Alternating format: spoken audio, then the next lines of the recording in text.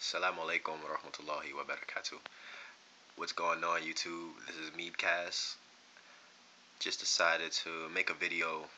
I somewhat felt like I needed to come on here and to keep you guys current with what's been happening as of lately. Um, a couple months ago, I had a video that was speaking upon me working my job, and I've been working there. In August, my time may be up. However, there are some that may be become permanent at the position that we work, and I feel like I'm in the running. So I'll keep you guys posted on that. I've been going to pay my gym bill.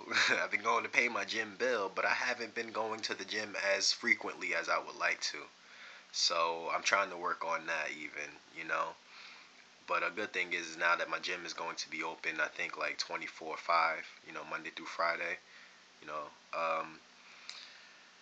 And moving on, some points of reference, I'm still getting some people that have been surprised about me cutting off my hair.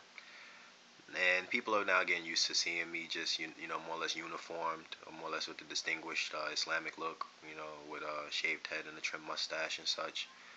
But, and I've definitely been feeling an increase from my Lord, with indulging in reading material and, establishing prayer and more or less in congregation, and supposed to praying alone at home and stuff like that. And I've been living a life more or less a charitable life, trying to extend my hand, to helping and assisting others and even inviting others to Islam because as one that's been going through it as an experience, I know how it has impacted my life, and I realize the proof and evidences that I read and the actions and things that are being implemented, they lead me to contentment and fulfillment in the heart. So I'm moving on. I really come here to speak upon the the attribute or the character trait that we all possess of being merciful, and extending that hand, extending that assistance. You know, I realized coming up, that I always had role models in front of me. They weren't always the best, and they wasn't even always male figured role models, but they were they were role models for me to adhere to take from. Chew the meat, throw the bones away, kind of like. And I realized that with me taking a step back and always trying to observe before acting out or doing any of the above, it led me to get to a position of where I am, and it did ask for patience. It did call for me to be patient. Because there was a point in time when you know doing the most, more or less, just doing the most was what it was about. When it was like, going out to the party scene, even, when we was reaching our middle school to high school years, getting piercings, getting tattoos, these things, there wasn't no one to set the precedence, to say, you shouldn't, no, at least in the tri-state area, in New Jersey, New York, Connecticut area, or like I say, even in New Jersey, in the Union County area, I didn't quite see that. We didn't have much to look forward to. We always thought that, like, it was kind of like you just live and you do what pleases you. So, and there's people, of course, who still live like that today. So, getting to back to what I was saying, the characteristic trait of being merciful, you come across a time when you're in a better position because of decisions that you've chose to have made, and then others start to realize, well, this individual has the way and the means, to assist or help, or this person is at a status where I would like to be at, even. these kind of things kind of surface, and you're held in a position where you can do, and then you're in a position where you feel like you don't want to do, or you don't have to do. But then you always get that ringing of a bell where it says, well, who are you to deny someone assistance when you yourself was one who are also in need of help and assistance? And I say that because, I grew up with 7 uncles and aunts. I have 3 older uncles and I have 4 older aunts. And the male role model figures was not ever really present, and I was basically raised by women. I have an older sister who's 32, a older cousin who's close to me that's 28. My first cousin, a woman, she's like in her 40s. It's just nothing but women, and these women had, these so-called men in their life impregnate them, give them seed, and then disappear out of the picture. And then you have these children that's been having to get raised off of, single parent mothers, and, you know, uh, television, because that's what's been in front of me immediately. So, it come to a point now where people are not even wanting to accept Islam, and all I can do is continue to be a inviter to Islam and to show and implement by action, the vastness of this, the ease that comes, and now they're starting to realize, even if you don't want to accept Islam, at least respect the fact that, this is something that's being practiced, as opposed to holding another ideology of some sort that claims to, have a belief. Everyone has a belief, but yet there's no kind of action. There's no type of, division. There's no type of structure that's being placed. You know what I'm saying? So that you may be able to, set the precedence. That you may be able to, um, make a decision. Even, people are just going through the motions of waking up, eating, going to work, coming to home. These things.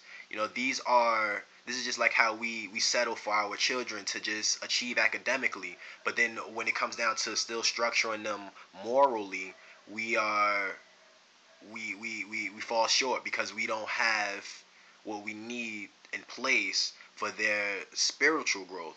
That is what's key. Their spiritual growth. The secular knowledge can always be carried on to, you know to college and get a good job, but however there's still, needs to be understood. You have a provider, you have one who made, intellect possible. These things like needs to have, and like, acknowledgement, even, as opposed to, oh, you did good, I'm gonna get you a Game Boy. Oh, you did good, so, I'm gonna let you just chill out. Even if you would just let them chill out, then they have all these other vices that's in front of them. Where it comes to electronics, you have other children who are behave differently, even, and they're probably canceling out what you may even be putting into them. So, not to be rambling on, but what I was getting to is, the children that's really in need of men and role model figures, and the characteristic trait of being merciful and assistance. I'm in a position now, and I noticed this even from my younger years. I have no children at this point in my life, and I'm doing things according to how my Lord is asking of me to do. And I've always been on the spiritual forefront. Leading my family in piety and uprightness. However, it wears on the soul sometimes when you don't necessarily feel like you're reaping the reward or the benefit of what you've done, or you're just not content or satisfied, or sometimes you even get to the point where you're fed up, where someone's asking for your assistance. Just an example. I get a call, ring, hello, yeah, assalamu alaikum, walaikum salam. Can I drop the kids to you? Why? they're just like a handful, and I'm keeping it Y7 for y'all because the real words, however, and then I take and I say, all right, what do you got planned? Well, I'm gonna do some house chores, get myself together for the next work day, but all right, I'll take the kids off you. And now it's the burden or even the blessing, depending on how you look at it, is on the next individual who takes that off, that weight off of the next individual. Single parent mothers, and then me as a step-in role model, father figure, or any of the above to help to ease, and then you have to deal with what has been absent in their life. You have to also deal with the individual, the adult who's created this situation. You know what I'm saying? So, I mean, I'm trying to be conscious of my time, but this is something that I just thought I would like to bring to the table. And where you might feel, I don't want to, as opposed to that feel that you might get in your heart if you was to deny this individual, deny, you know, just the denial. Don't want to. Then you think of you empathize. What if I was that child and I know that I would need that structure, and you're trying to prevent. But sometimes the water can get so high, it can get so overwhelming to the point where you're like, you have to ask yourself, am I just becoming a pushover to some aspect? You ask yourself these questions. So I would like those who at least listened to me thus far, and they can empathize and kind of relate to what I'm saying here. To leave some feedback if you may, and I'm gonna try to continue on with something else. Because there's a whole situation. There's a whole host of matters that needs to be dealt with. And even though I'm not always able to speak to my people like directly in society and my immediate surroundings, at least I know that there's those who seek, you know, embrace even, in the World Wide Web, and sources of information like books and such. So for those that are conscious and aware of their Lord, and seem to go through these kind of matters and dealings, my advice would be to continue to strive and persevere, because doesn't nothing leave the eyesight of the Almighty, and He's the all knower. These actions of being courteous and such from old, these things have not expired, So continue to persevere and strive to enjoin the good, to forbid or abstain from which has been forbidden. And I'll talk to you soon, inshallah, Lord willing. Assalamu alaikum wa rahmatullahi wa barakatuh.